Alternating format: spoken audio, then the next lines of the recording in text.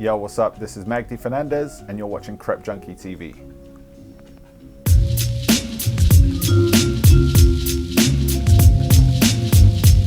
I have been in the game for a long time. I started off by playing basketball. I used to play for England and also the London Towers back when they used to play in Wembley. And it was then when I kind of got into shoes, where I was kind of being the only person on the court wearing certain trainers, and you know, having other teams or having my own teammates kind of going, what are those like? Where did you get them? And not in the same way that people are saying, what are those today? Kind of ended up becoming kind of a rivalry between my team, you know, just who could have the craziest shoes. After I finished playing basketball, I had a really bad knee injury. I really knew that I wasn't gonna be able to take basketball any further, as much as I wanted to.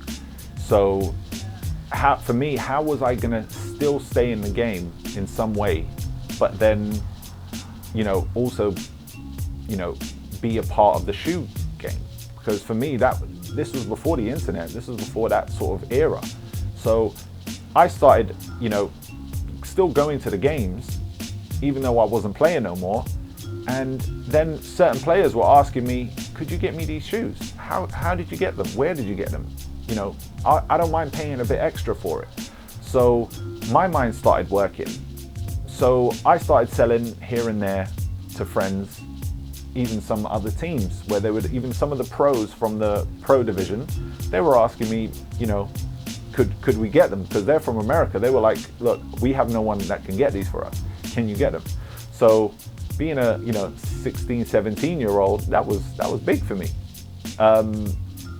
So that's where it all started. Eventually, I then opened up a store. It was in a record store in Tottenham Court Road called Major Flavas. And I just rented a wall. It was lit on the top of the stairs. A lot of people, you know, who first met me, that was where they first found out who I was and what I did. And I literally went to home base. I got my uncle to put up these 5 shelves on the wall. I just put up shoes. I had these paper stickers. I just put on the price of how much the shoes were. That was where it all started. From there, a year later, we opened Slammin Kicks, and that was on Beak Street around 2002, 2003.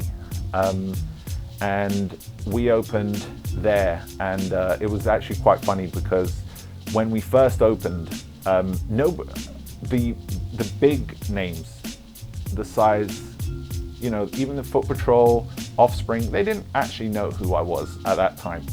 They knew there was a shop selling trainers in a record shop in Tottenham Court Road, but they didn't know Slammin Kicks. What's that all about? Who is this guy? And how is this happening? And the day before we opened, we had, like, you know, white paint on the wall, on the windows. So, you know, to kind of, before we open, so nobody can see inside. So we're preparing the store now. And then I get quite an aggressive knock on the door. I was like who's that? Like, what's going on? I was like, maybe it's a delivery. So I go to the front door and it's Kanye and Mos Def, right? And at the time, I was more hyped that Mos was there, because I didn't know who Kanye, well, I knew who he was, but I was like, oh cool, that's that new kid coming up. So I was like, damn, like what's going on? And they were like, yo, we've been walking past here for the past week. Like, when are you opening? And I was like, I looked at my boy Q and I was like, come in, like, come through. So they came in, bought some shoes, and just and from there we just became, you know, we were kind of good friends. For a while, I was, you know, me and Kanye were pretty cool, until he kind of went to that next level. I haven't spoke to him for a long time now, but him, Don C, you know, were always, every time they were in town, they would come through. We had so many celebrities come through, you know, during that time. Slammin Kicks was a hub for the sneaker culture for us. It was a community. We didn't care what you were wearing on your feet.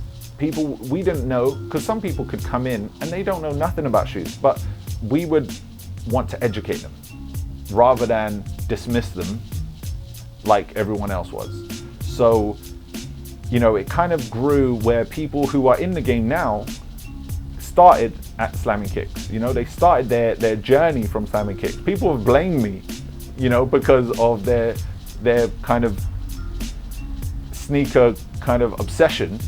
It's because of Slammin Kicks, you know, because we got things and we were always able to just connect with people and just hang out with people. We would keep the store open and watch Lost at night. Do you know what I mean? We would just have jokes, which is kind of missing, in my opinion, in London at the moment.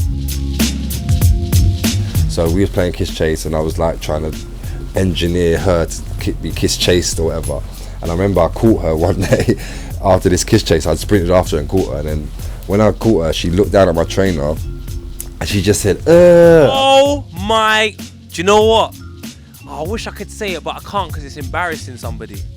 Basically, there's someone that always used to wear the high top suede feelers to every event. They made me sick. Foot Locker now get their hands on the model and they get in their Snake Pack exclusive, which I believe includes a Gel Light 4 and the Gel Light 3. On the entire upper, you've got this fake snakeskin leather. Do you know what? You can tell a lot about a sneaker store. When you walk in, are they in cellophane? If they ain't in cellophane, then you may not find a gem. But it doesn't matter. Just get what is you.